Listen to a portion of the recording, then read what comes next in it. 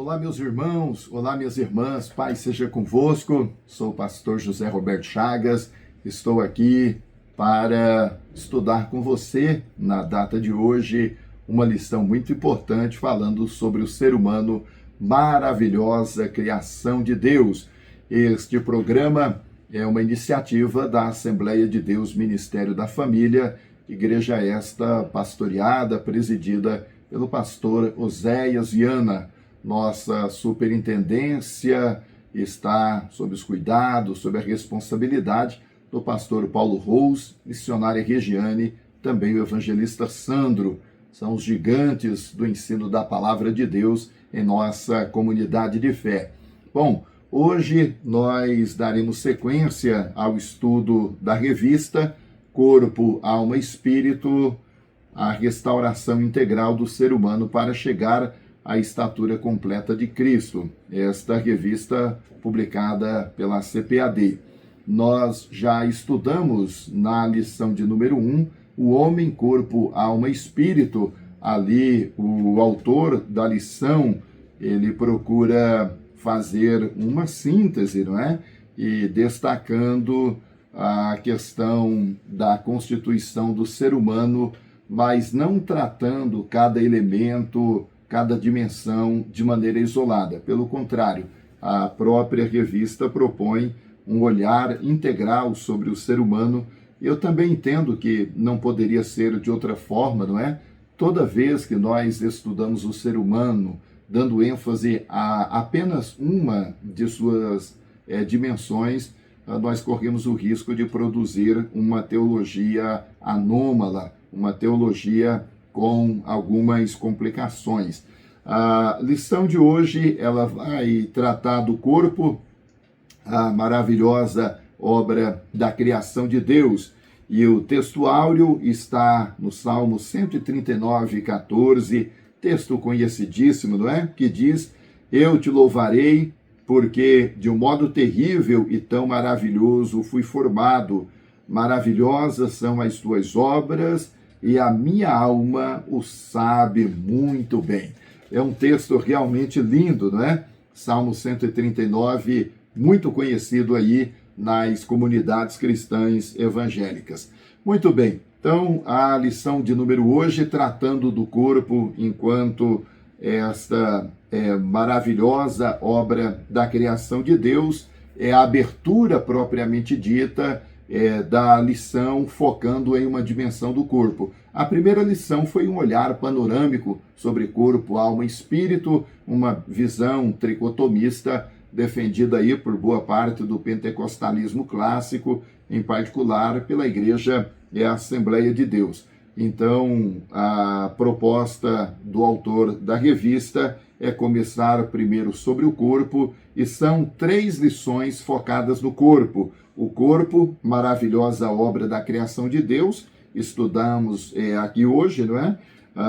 Depois estudaremos o corpo e as consequências do pecado. Esse corpo que na lição de hoje passa pelo processo de criação, sofrerá na próxima lição o efeito devastador do pecado, que atingirá o ser humano na sua totalidade, o que também inclui o corpo. E a última lição que vai tratar especificamente acerca do corpo é a lição de número 4, o corpo como templo do Espírito Santo. Então veja que há uma preocupação aqui bem interessante e de forma bem didática. A revista foi organizada em criação, queda e também na redenção, que transforma esse corpo, não é, em um templo do Espírito de Deus. E por que não dizer, há uma quarta dimensão, que é a consumação, ou glorificação, ou nova criação, dependendo do teólogo, da teóloga que você estuda, que vai também aparecendo aí no decorrer da lição. Muito bem, na introdução, o nosso comentarista, o comentador, ele diz que há séculos o racionalismo e o cientificismo procuram explicar a existência humana. Eu disse na primeira aula que o homem nem sempre foi o objeto prioritário de estudo na teologia cristã e nem mesmo na filosofia. Nós começamos o estudo antropológico por exemplo, em um curso de teologia, tratando na área da antropologia sobre a ideia, né, os diferentes olhares sobre o homem, e no período da Grécia, na antiguidade, o estudo do homem não foi prioritário. O homem até recebeu uma influência ali no que diz respeito a estudo, algum olhar, mas em função do cosmo, porque é um olhar cosmocêntrico. Nós aprendemos com a filosofia da antiguidade que a preocupação dos grandes pensadores não era necessariamente com a parte, era mais com o todo. E o ser humano, né, o homem, aqui termo genérico para a humanidade, o ser humano, ele era apenas um pequeno elemento no meio de uma imensidão do cosmo e, portanto, o homem viveu um certo processo de invisibilização. Algumas pessoas pensam de maneira equivocada que quando nós saímos do período da Grécia cosmocêntrica e entramos ali no período do cristianismo, na Idade Antiga e também na Idade Média, então o homem, ele, a partir da predominância do teocentrismo, não é? Principalmente no contexto de influência da fé cristã e depois do regime de cristandade, que foi também um regime eclesial de poder, de repente alguns acham que o ser humano então passou a ser estudado como deveria. Bom, não foi o que aconteceu. Nós sabemos que as teologias da antiguidade, elas estavam focadas na pessoa do Deus Pai, na pessoa do Deus Filho. O próprio Espírito Santo viveu um processo de invisibilização. Quem estuda teologia vai entender bem o que eu estou dizendo aqui. O homem não foi o objeto prioritário de estudo na Idade Antiga e também na Idade Média. Significa que o ser humano, então, não foi estudado? Foi, mas sempre estudado como uma verdade menor, como um objeto menor. O objeto maior sempre foi o Deus Pai, o Deus Filho, e nem mesmo o Deus Espírito Santo ocupou um espaço predominante, né? Mas aí a discussão para a matéria de teontologia focando em Deus, cristologia focando em Jesus, e a paracletologia, pneumatologia ou pneumagiologia que trata propriamente do Espírito Santo. Se nem o Espírito Santo recebeu a ênfase devida, e isso vai acontecer apenas em décadas mais recentes com a ascensão do movimento pentecostal, por que o ser humano seria diferente? Então também não foi. O ser humano foi estudado, mas sempre ali puxado, né, pela protologia, uma teologia da criação, também a questão da martiologia e soteriologia, a questão do pecado e da salvação, e a escatologia também tratou do destino do homem com ou sem Deus, mas o ser humano propriamente dito não foi um objeto assim exaustivo de estudo como tem sido hoje. Hoje, na teologia sistemática, nós temos uma antropologia teológica que faz um estudo bem mais pormenorizado, bem mais detalhado acerca do ser humano. Para citar exemplo, eu tenho aqui o livro Antropologia, o Ser Humano na Bíblia e na Teologia. É um livro que nós usamos no IBADEF, que é o Instituto Bíblico Teológico da nossa igreja. Então, hoje é possível e qualquer faculdade teológica que tenha ali na sua grade as disciplinas principais de teologia sistemática tem o homem, então, como objeto de estudo. Bom, o que eu estou dizendo é que essa crítica que a gente percebe já na introdução do racionalismo e do cientificismo são manifestações também por conta da invisibilização dos estudos em torno do homem que predominaram na Idade Antiga e na Idade Média. A partir da Idade Moderna, aí nós já temos o humanismo crescendo com mais força, nós temos uma luta também, principalmente de algumas elites, de alguns intelectuais, para tirar Deus do centro e colocar o homem, e ali nós teremos então uma antropologia de libertação, uma antropologia que dá ao homem um destaque maior. E não é sem razão que a ênfase foi tão acirrada que a gente chega a um período ali de uma antropologia de glorificação. Se o homem antes não era estudado como deveria, e homem, termo genérico para a humanidade, sempre importante destacar isso aqui, ele agora se torna um objeto precioso de valor, e muitas perspectivas, gente, foram desenvolvidas quando se trata do estudo do homem. Por exemplo, no nosso livro teológico, há uma perspectiva materialista que olha para o ser humano a partir da ideia de que ele é um complexo ser, né? uma junção ali de matéria, diversos elementos, hidrogênio, carbono, nitrogênio, fósforo, cálcio e assim por diante. Nós temos também uma perspectiva biológica e ali pensando no ser humano, né, enquanto animal com sistema nervoso bem desenvolvido. Entra aqui também a teoria da evolução de Charles Darwin, a perspectiva psicológica, que aí já é um olhar para o ser humano a partir de elementos hereditários, né? E também a partir do ambiente no qual este ser humano está inserido. Temos um olhar da economia, que entende que o ser humano é apenas um elemento nos modos, nos sistemas de produção, e aí, principalmente no sistema capitalista, seria o ser humano, de certa forma, um elemento de menor prestígio, não é? É apenas um elemento no meio de uma engrenagem que se move. Tem um olhar da perspectiva sociológica, e aí mais preocupada com o estudo do homem, mas pensando nos seus hábitos, costumes, preconceitos grupais, e a ênfase maior não é no homem, eu diria, e sim na sociedade, não é? Que seria o grande ser. Há uma visão também filosófica quando se estuda o homem enquanto ser que pensa, o ser racional, uma ideia mais cartesiana, eu diria, não é? Do penso, logo existo, e há uma perspectiva mais existencialista. Aqui, diferente da perspectiva filosófica, que a ênfase é no pensar, a ideia da perspectiva existencialista é no agir. Jean-Paul Sartre, por exemplo, trabalhava a ideia do ajo, logo existo. E há uma perspectiva bíblica teológica, que é o que a lição se propõe a trabalhar aqui. Bom, se eu vou estudar o ser humano a partir de uma perspectiva bíblica e teológica, qual é o caminho? O caminho é partir da criação, da teologia da criação. E quando eu estudo a criação, o primeiro tópico da lição vai apresentar o ser humano, né, como uma criação de Deus. E a ênfase ali não é o ser humano na totalidade, mas pensando principalmente no corpo. De onde veio esse corpo, né? Surgiu do nada, é um processo de evolução, ou é uma obra criada com uma intencionalidade pelo próprio Deus? O nosso comentarista vai dizer que Deus, infinito em sabedoria e poder, fez o corpo do ser humano do pó da terra, e ali soprou nas suas narinas fôlego de vida, e esse ser humano se tornou alma vivente, né?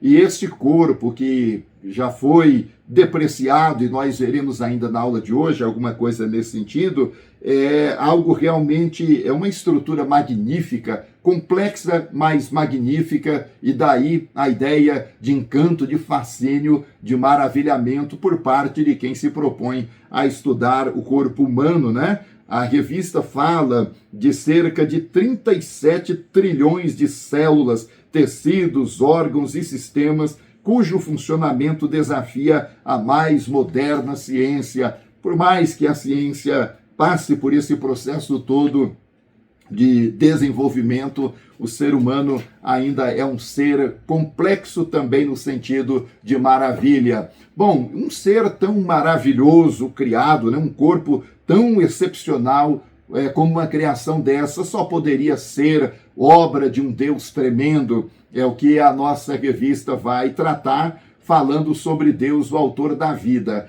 E é interessante essa ênfase aqui em Deus enquanto autor da vida, por quê? Porque desde o princípio Deus se revela como aquele que tem se preocupado com a vida. A vida é um tema precioso demais nas escrituras, na tradição judaico-cristã. Por quê? Porque o próprio Deus, além de vivo, é o Deus da vida. Observe como que Deus criou o mundo para receber o ser humano. O texto diz, né, que no caos primitivo a terra era sem forma e vazia, e o próprio Deus começa a trabalhar essa terra, preparar esse ambiente com os elementos geradores e mantenedores da vida. É um zelo, é um cuidado excepcional de Deus com essa criação. E quando ele cria o corpo do ser humano, o próprio Deus também insere no corpo elementos mantenedores, reprodutores da vida. E aí nós percebemos que por trás de tudo isso há um Deus que merece toda a honra, toda a glória e todo o louvor. A nossa lição continua tratando dessa criação do corpo de maneira individualizada, porém é uma formação integral. Deus forma espírito, alma e corpo de cada ser humano, e os textos bíblicos são numerosos, né? Os próprios termos empregados na antiguidade enquanto macho e fêmea, e a própria Bíblia vai fazendo essa distinção ali na criação de Deus. Então, os seres humanos, cada um recebe ali, portanto, o seu corpo, e cada corpo todo esse aparelhamento necessário para a gestação, a manutenção, a perpetuação da vida, porque é uma obra de Deus. E assim finalizamos o primeiro tópico. O segundo tópico, ele vai tratar do corpo e a glória de Deus. E aí, de novo, o comentarista, o comentador, ele remete ao Criador e não necessariamente à criação. Faz sentido, porque esse agir de Deus, esse trabalhar de Deus na criação do corpo humano é motivo de honra, glória e louvor. Não há dúvida quanto a isso. A revista vai trazer a expressão, o divino tecelão.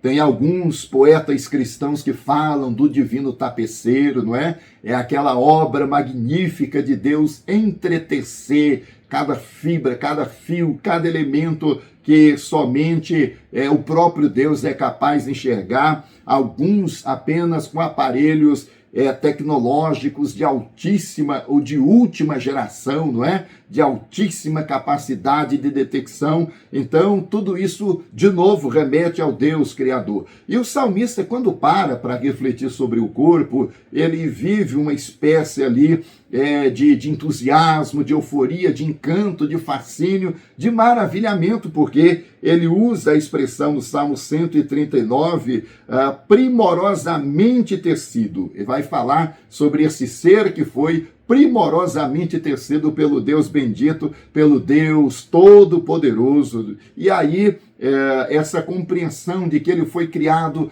de maneira tão linda, tão tremenda por Deus, termina desembocando na prática do louvor, da adoração e da celebração. Deveria ser assim, sempre que a gente pensa, medita acerca da criação de Deus, isso deveria gerar em nós uma postura de devoção, de gratidão e de celebração, porque é o que o salmista faz aqui no texto do Salmo 139. Ele até diz: eu te louvarei porque de um modo terrível e tão maravilhoso fui formado. Então ele está celebrando a Deus, ao invés de se maldizer, ficar criticando partes do corpo que não são tão agradáveis ou com os quais ele não tenha desenvolvido uma relação harmônica, nada disso. Ele entende o todo da criação, é obra de Deus, é plano de Deus, é intencionalidade de Deus, é para louvor e glória de Deus, e ele não tem outro caminho a seguir senão de glorificar e exaltar o nome do Senhor.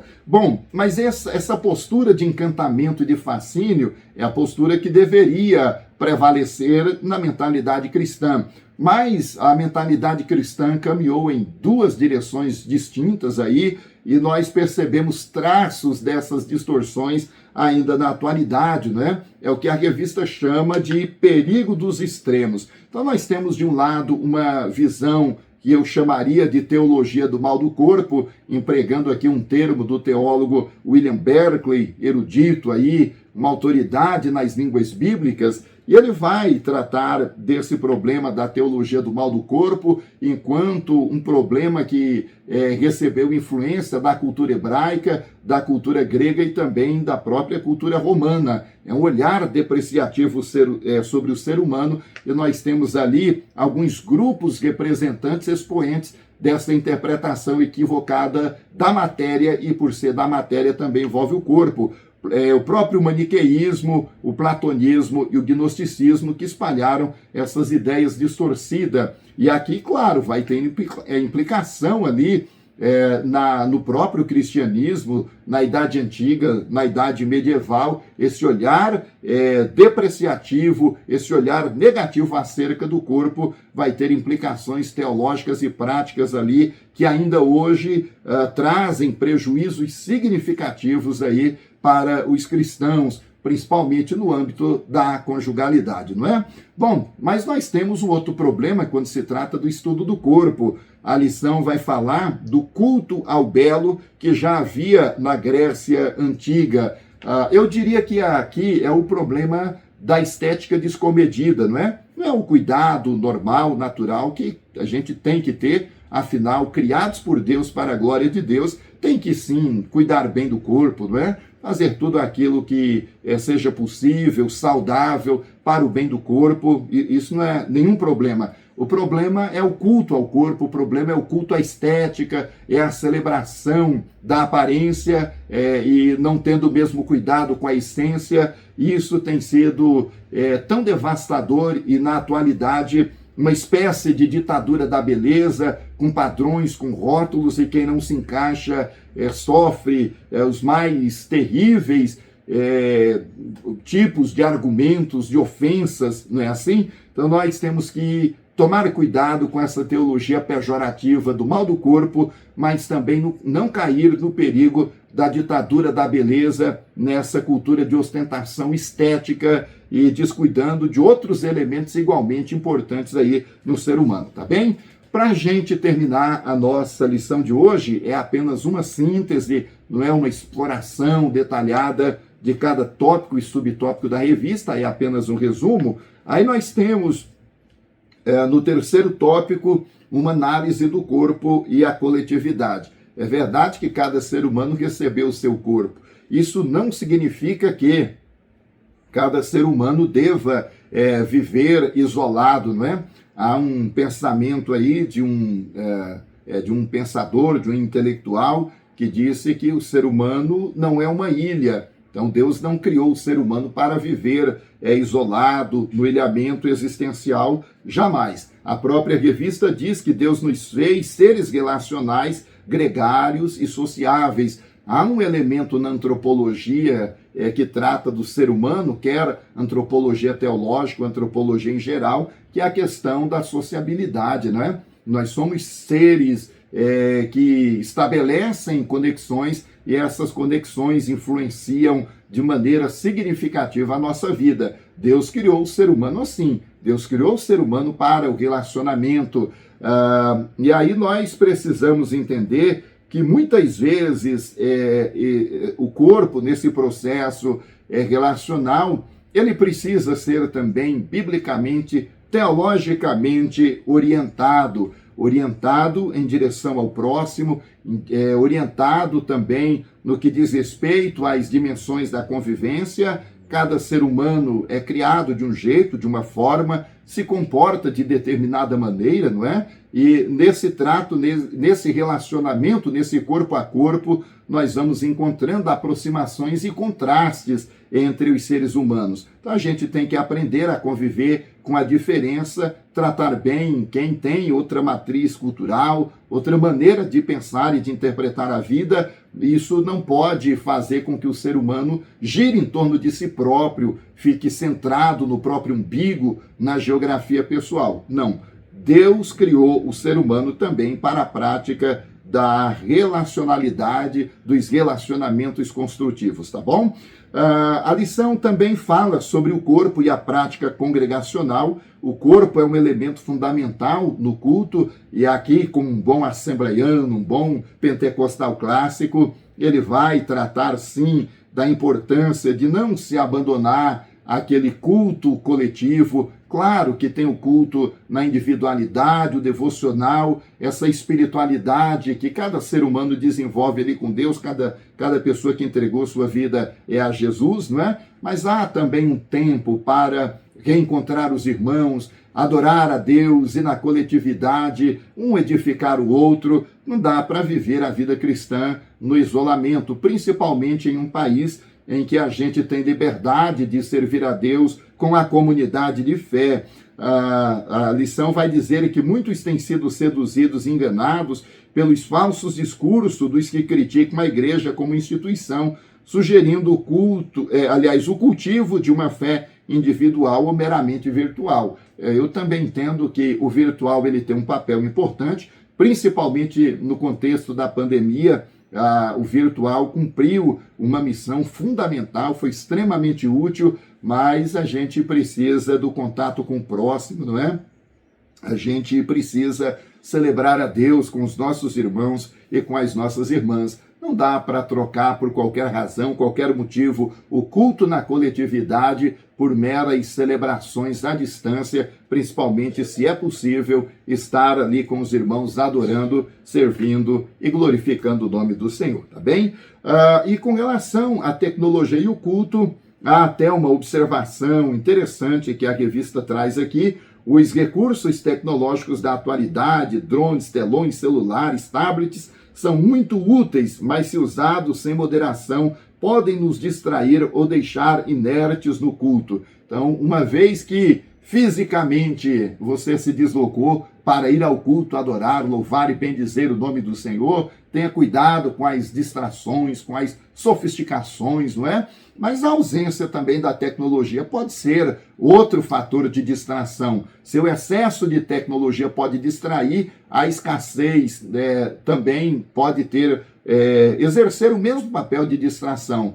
Cuidado, momento do culto, você está ali em corpo, alma e espírito, pensando numa visão tricotômica, não é? Mas o corpo está ali e a alma precisa estar, o espírito precisa estar direcionado e focado em Deus.